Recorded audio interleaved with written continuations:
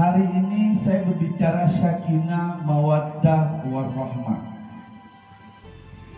Untuk mendapatkan sebuah sakinah, mawaddah, warahmah tidak bisa ditentukan S1, S2, S3, S1. Nggak bisa.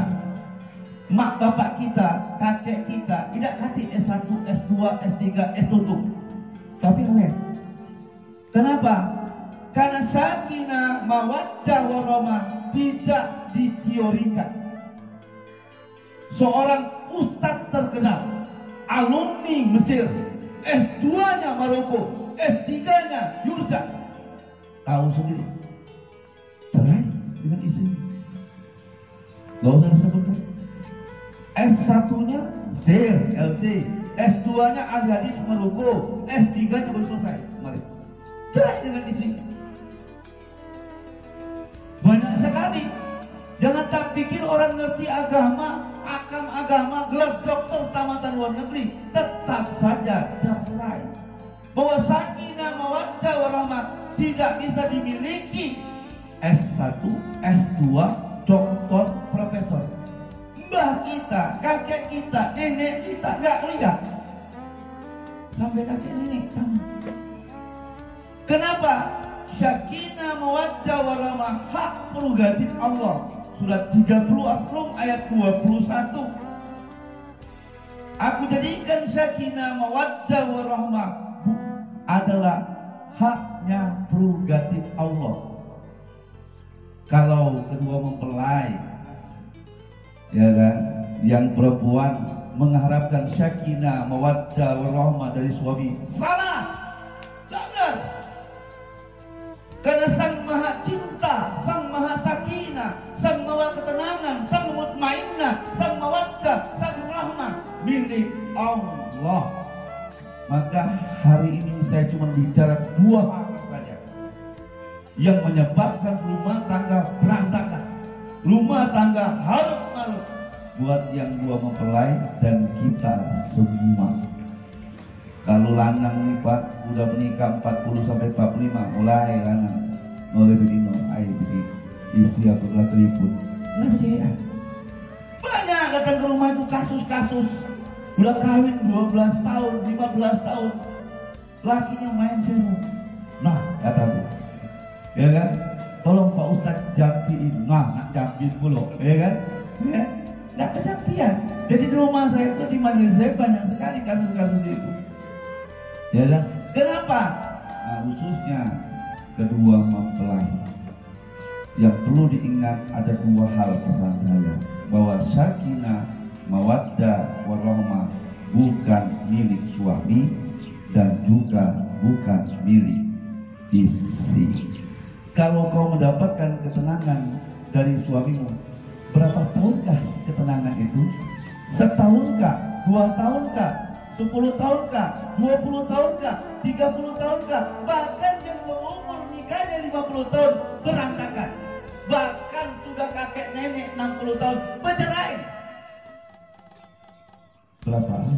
Karena kita menganggap sakinah, mawaddah datangnya dari manusia. Maka pesanku dua hal. Manusia itu diciptakan oleh Allah. Wa ma khalaqtul jinna wal insa illa liya'budun. Kuciptakan manusia untuk mengabdi kepadaku. Maka nikah itu disebut ibadah. Maka pesanku satu, untuk mendapatkan rumah tangga yang sakinah, mawaddah, warahmah, jangan lupakan Allah. Jangan dibuat Allah nomor 7. Apalagi dijuangkan. Allah malu.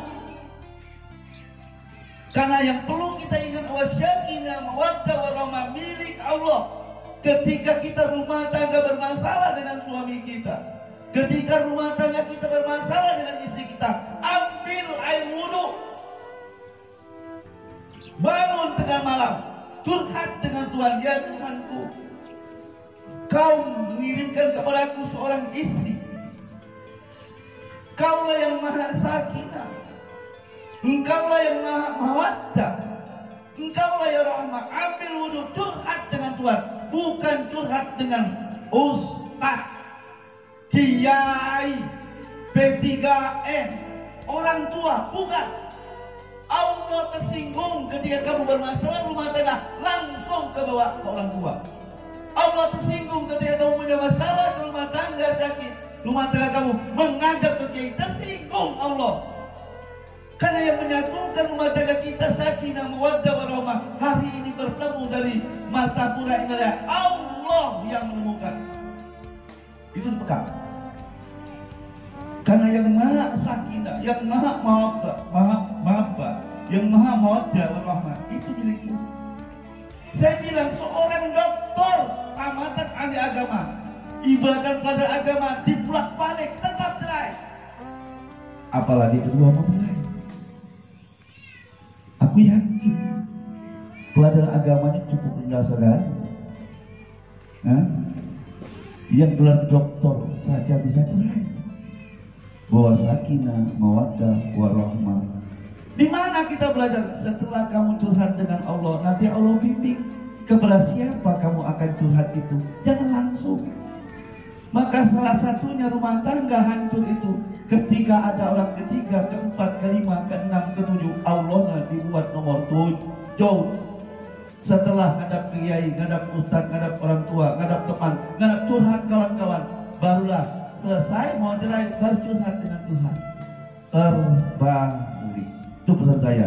Bangun, ambil wudhu ketika masalah, jangan nangis, jangan keluh kesah. Tegaskan bahwa Engkau ya Allah memberikan saya suami, Engkau yang memberikan saya istri, saya kembalikan kepada Engkau. Engkaulah yang maha sakinah mawaddah warahmah. Pesan saya satu. Tidak perlu kita belajar kewajiban seorang suami apa, kewajiban seorang istri apa, dijelaskan, sudah dijelaskan, dicatat oleh Sigo Tablik. Kewajiban suami dijelaskan, kewajiban istri dijelaskan.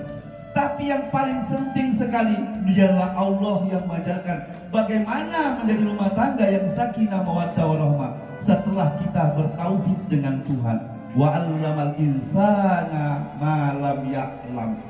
Allah yang mengajarkan rumah tangga itu bagaimana kewajiban seorang istri. Allah yang akan membimbing kita dalam seumur hidup kita, rumah tangga kita. Itulah kakek nenek kita bagaimana berumah tangga. Tidak perlu belajar agama, tapi Allah membimbing langsung setelah dia bertauhid dengan Tuhan. Yang kedua, hancurnya rumah tangga haram di mata Allah. Bahkan di surat 6 Al-An'am 151, ya Muhammad katakanlah yang kuharamkan di muka bumi ini. Satu, mensekutukan Allah.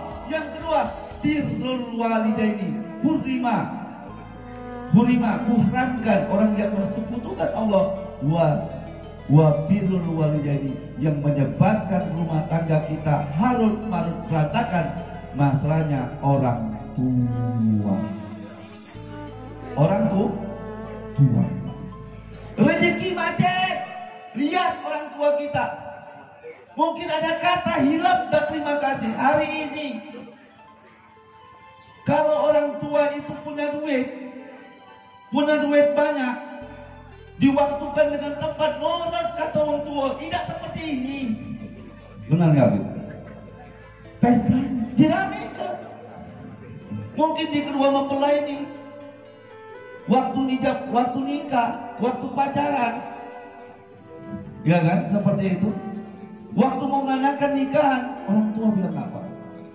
Dua laki istri, apalagi ibu Sitini sendirian.